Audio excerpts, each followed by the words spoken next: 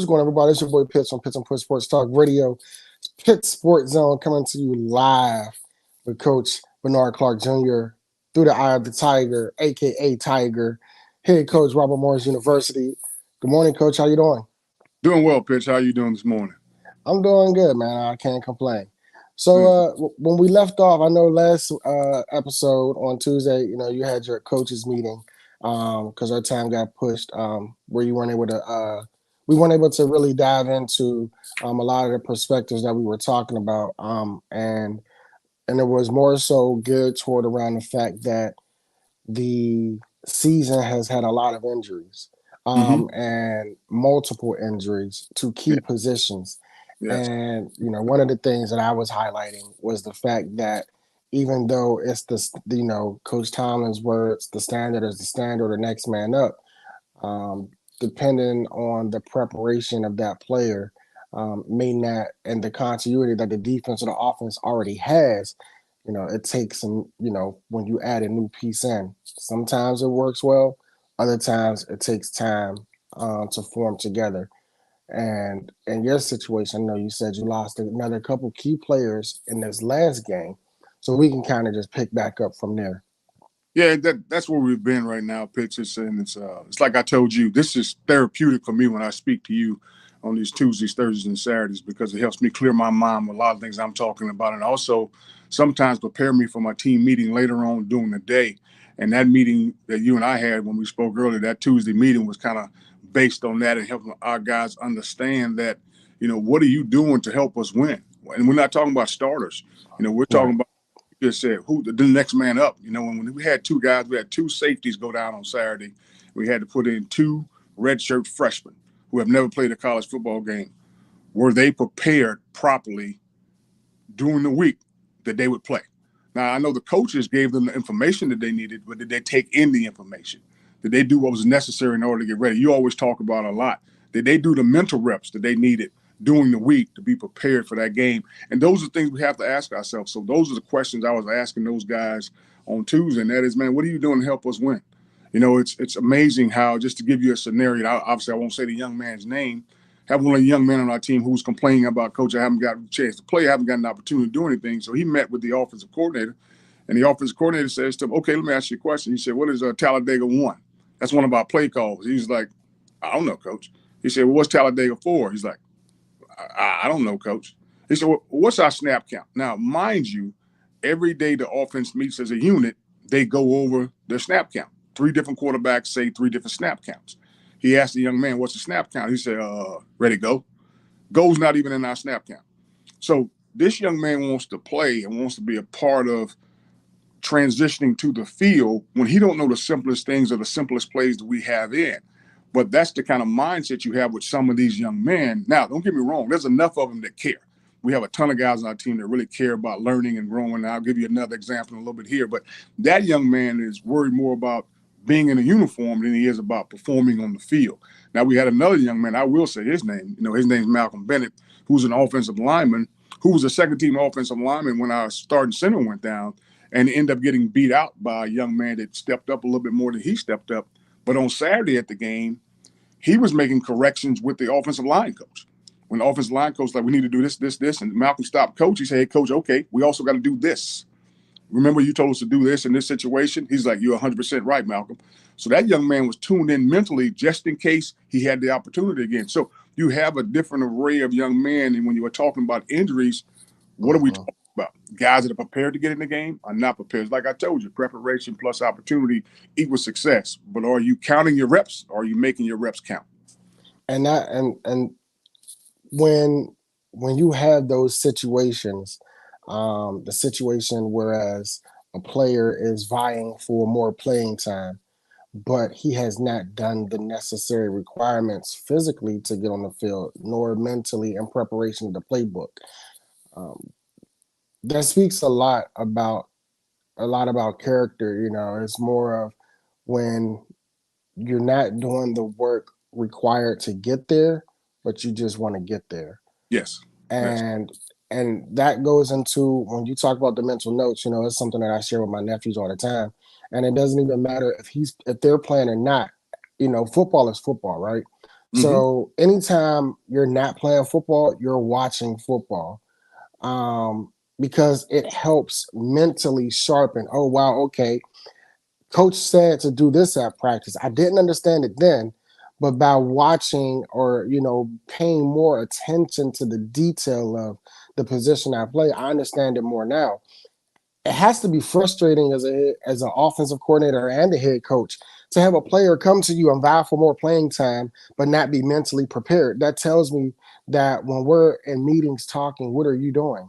Because Yes, obviously it's not paying attention. And I'm sure everybody has a playbook, but what in that moment, how do you as a head coach, do you intervene in those situations, or do you allow the coordinators or the position coaches to basically handle it as they see fit, unless it's escalated and brought up to your attention for more action? exactly what you said. I mean, that's how I do. I let the position coach handle it first because it's a situation where if the young man gets belligerent about playing, now we're all going to sit down together and we're going to discuss these things together as a matter. The offensive coordinator handled it perfect. When a young man came to him and started talking about more playing time, that's exactly what he should have done. Asked him, how much do you know? How much film have you watched? Have you taken the time to get the mental reps when you're not involved? So when he asked him those questions, it was easy for us to say, okay, you don't have a leg to stand on right now. What you need to do is go back, study your playbook, and then once you learn the two basic things I said the three basic things that he said to you about the offense. Once you learn those things, now let's come back with an argument and say, I'm studying my playbook. I'm learning my playbook. I don't need to intervene because again, it goes back to what we always say. When you talk about better men, better husbands, and better fathers, what are you doing to create that environment for yourself? You're not becoming a better player. And Right. better man, better husband, better father. This is a situation where you know for a fact that things are going to need to go the way they need to go and get things rolling the way they need to get rolling because you're doing what's necessary to get you ready on the football field. If you're not doing what's necessary to get you ready on the football field, you're probably not doing what you need to do to get you necessarily ready to be a better man, a better husband, and a better father. So those are teachable moments. I really believe that. And even though you may not intervene at the moment, is that something that you may discuss with your team overall, in regards to just mental preparation? Oh, absolutely. Not singling out that individual, but more Mhm. so expressing the importance of this is why it is urgently important for you to, be present at practice. Meaning present, not meaning if you're not on the field, present meaning that you're watching, you're paying attention, you're listening to what your position coach is yelling out, and you're understanding it because at any given moment, as last week showed, we we can throw you out there, barring something, a setback, bad play or injury. Is that something that you express intently with your team? Absolutely. Exactly how I presented it to you. I didn't say the young man's name that didn't know it, but I did say the young man's name that helped on the field. That's exactly how I presented it to the team when I spoke to him about that situation. And what I told him is, guys, when you're second team, third team, and you're thinking you may not get in the game, okay, it's baptism by fire then. You need to understand you're going to get thrown in. You don't have time to get lathered up. You don't have time to get ready. You have to be ready to go at all times. You have to be prepared to go, for the situation that's going to happen. Preparation plus opportunity. That's what it boils down to. You got to be prepared for any opportunity. You don't know when you're going to get in the game. So that young man hasn't prepared himself, but at least we know it now. It's just Yeah. at least we know now he's not preparing himself to go in the game. But the other young man has prepared himself. So we know that he does know what he's talking about. So he's put himself in a position. Once we throw you in there, okay, we feel confident you know what's going on. Now that helps us build confidence in you as a player, helps us build confidence in you as a young man. So I presented to them exactly where I presented with you. The young man that didn't know and the young man that didn't know, to help them know when you get in the game, it happens right now. There's no, hey, I got time to get. No, you don't have time to get lathered up. You got to get ready to play right then and there and know what you're doing mentally as well as physically. I understand for the optics of here because this is live and it is your team. But is it is it frowned upon? Is it shunned now to be direct and accountable in front of your team with the players when they put themselves out there in that position? Meaning, when I played, if there was moments when I was physically prepared, but I wasn't mentally prepared, And a lot of people may not understand what that means, which means that anytime it came to football, I've always been physically prepared. Like, I'm just ready to go. I'm ready to hit you. But there were moments where I mentally lapsed and assumed I knew instead of listening intently. I assumed I knew. So when I went out there physically, yeah, I did what I was supposed to do, but I still went about it the wrong way. So even though you may get the same result, it's still the practice of doing it the way it needs to be done and not shortcutting it, etc. In a team setting environment, anytime I feel that, and this is just me asking a question to you, more so about accountability. Right. For that particular player in front of his peers, whom he felt that he should be out there on the field of 11 with the other 10 guys, in front of his peers, knowing that he went unprepared to his coach, wanting to get on the field, is that not something that you can use as an example in front of the other teammates? Because I don't look at it as making that person feel bad because that person stepped out there, but it's more so an accountability, a take of ownership that you actually had the audacity to approach about more playing time, knowing that you were not prepared to even go out there and play. Like, is that not something as a team inside the locker room with your teammates that, you guys can't, do you not do it to alienate? I not. There are some players that I know for a fact, if I call them out in front of the team, they'll go into a shell and you'll never get anything from them again. There are players that if you call them out, I'm like, okay, coach, do whatever you got to do. No big deal. I'm going to still go out here and do what I need to do. I knew he was one of those young men that if I did that to him, he'd never come out of that shell again. He wouldn't approach. He wouldn't want a coach talking to him. He would be antisocial. And I didn't want that to happen. And unfortunately, in this environment, I know what you're coming from, the environment that we come from, it didn't matter. It wasn't though if you messed up, the coach is gonna call you out. Plain and simple. There's no ifs, ands, or buts about it. No, you don't want to approach your coach about playing time and you're not prepared and ready to play. And you don't say and not expect to get called out. Really more, it's not about calling you, that's about calling you up, making you understand the importance of being prepared. If you're gonna make these gestures to a coach or make these suggestions to a coach, we want to make sure those things are proper and in order. So he was the kind of young man I knew if I said something in front of the entire team and called them out and said his name, we would lose him for the rest of the year. And that's why I chose not to do it. So I have to also feel out those situations. I know there's probably people listening to this and, call him out, call him out.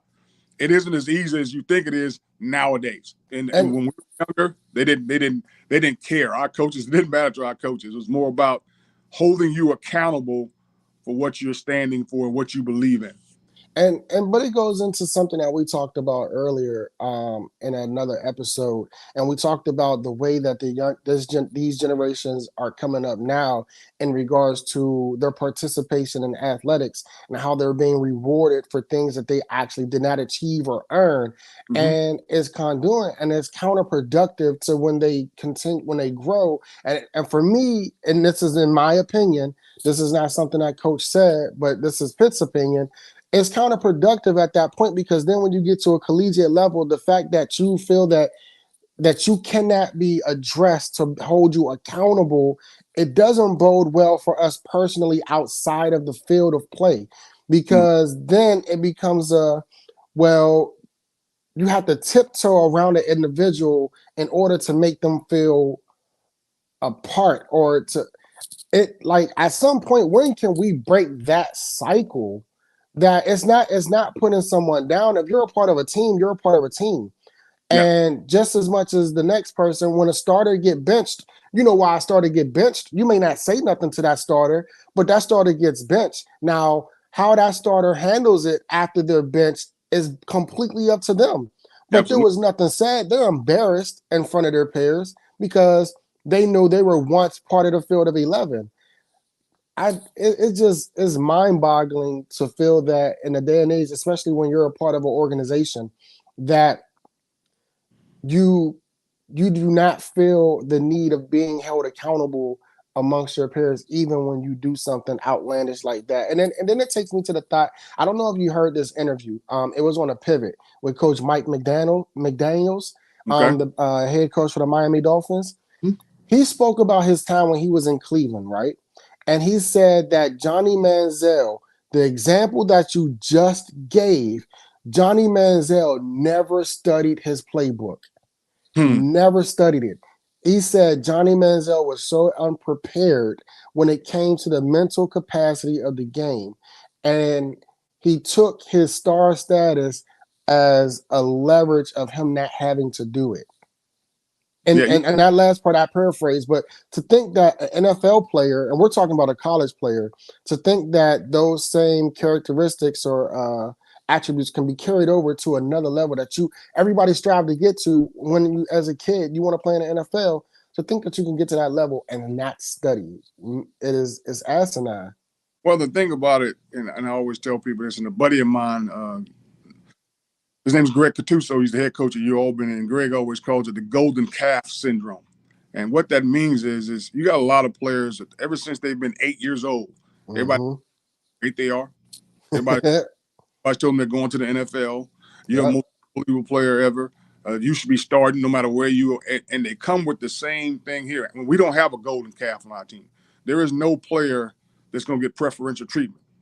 I always go back to you be treated fairly, not equal. Now, as a player on the field, if you're getting things done, yes, but that don't mean you get to act the fool off the field just because Mm. out on the field. And so that's the difference with me. And I don't blame all parents. Obviously, I don't want anybody to think I'm blaming all parents, but it's not so much people said, kids are different or Uh-huh. children are different. I don't think they are. I think the parents are different. I think the situation in which they grow up may be different and how Yep. they see things are different because I know I saw things through a different light through my mom and dad. And I don't have kids. And I always tell people I'm not a father. I'm a father figure, but I'm not a father. So I'm not speaking on behalf of raising kids or anything like that. But I've been around enough young men to know that if they come from one environment, they're going to act this way. If they come from another environment, they're going to act this way. And I've been around young men who are just spoiled, and that's what it boils down to. And they think they're entitled just because, hey, I'm second team. First team guy gets hurt, I go in. That's not how it works. We're putting the best 11 on the field. You may not be one of the best 11. This guy over here playing this position, we have to move him here because he's one of our best 11. And a lot of young men don't handle that well because they've been coddled their whole life and because they've been treated as the golden calf their entire life. People have worshiped how good they are. And once they get to college, they realize I got to start from the bottom. I got to work my way up this ladder again. And it's tough for a lot of young men to do those things. But also, again, it goes back to the reason I talk to them, and I always call them young men. I never call our players kids. I know a lot of people say, hey, we got good kids. Good. No, we got young men. And the reason I do that is because of the simple fact that I want them to understand that you are starting to grow up.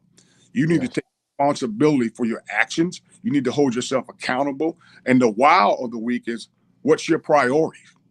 Hmm. What is your priority? What's important? And what are you going to make important in your life? And so once your young men start understanding that when you get to college, that's the time to start growing. It's not a situation where you're not going to get coddled. I'm not going to tell you to do this. I'm not going to tell you to go to class. If you're not doing what you're supposed to do, these are the consequences because that's how life is. Absolutely. That's how life is. If you don't do what you're supposed to do, these are the consequences. It's so funny. One of the players came to me, and he's not playing well, and he's playing a certain position. He's not playing well, and he came to me, Coach Wamanak. So I showed him where he's not playing well at the position he's playing. Then I showed him on special teams how horrible he's playing on special teams. So he contacts another coach on. Well, I want to move to this position, and so I had to give the analogy. If you get hired at a warehouse, and your job is to make tables. That's your job. Your job is to make tables. If you're not making tables well, you don't get to go to the supervisor and say, hey, can I go make chairs? That ain't how this works. No, you're not making tables where you're about to get fired. So you need to learn how to make tables well before you worry about making chairs. And that's what it is. Let's play this position right. Let's make Yes. sure I'm good at this position before I even talk about, hey, can I move to this position? No, you're not even playing well here. Right now, we don't want you here on the team because you're not playing well and you're not playing special teams well.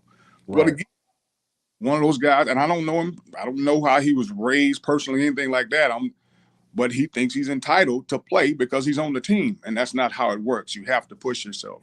And the other thing is about these young men is for some reason they think special teams is not playing. You know, I have guys come to I me. loved special teams. They're like, Coach, I haven't played a whole lot. What do you mean you haven't played a whole lot? I just watched 21 plays of special teams with you running down on kickoff, playing punt return, everything. Yeah, but I'm not. Do you know that Devin Hester has an opportunity to go to the NFL Hall of Fame? From kickoff and punt returns. Special Not even from a positional standpoint.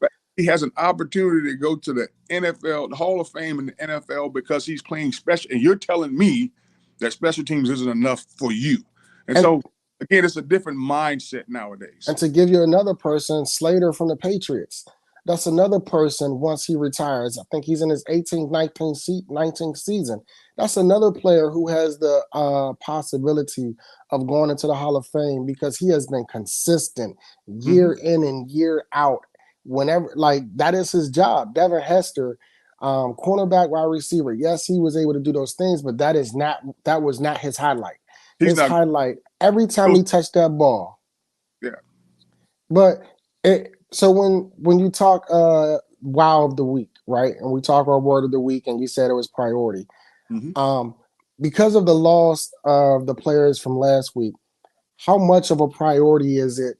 Did you have to prioritize and focus on players that you implemented in the game last week to get them gelled and make sure they're caught up to the game versus, you know, from the whole team aspect? Did you have to prioritize separate time with those individual players, you know, aside from team participation, to make sure that they are caught up and ready to go this week? Well, unfortunately, Pitts, they have to do that because we only get them for 20 hours a week. So they have to want to do that. So the fortunate part is those guys we had to implement in last week, they are coming up and getting extra time and getting volunteer time with the coach, so the coach is showing them a little bit more. So what we have to do is get them ready to play and hoping those guys that got injured, you know, because we have a bye week, come next week, they'll be able to come back and help us and put themselves back in position to get back onto the football field. But those young men have to prioritize that fact that, man, I need to learn a little more because I don't know as much as I need to.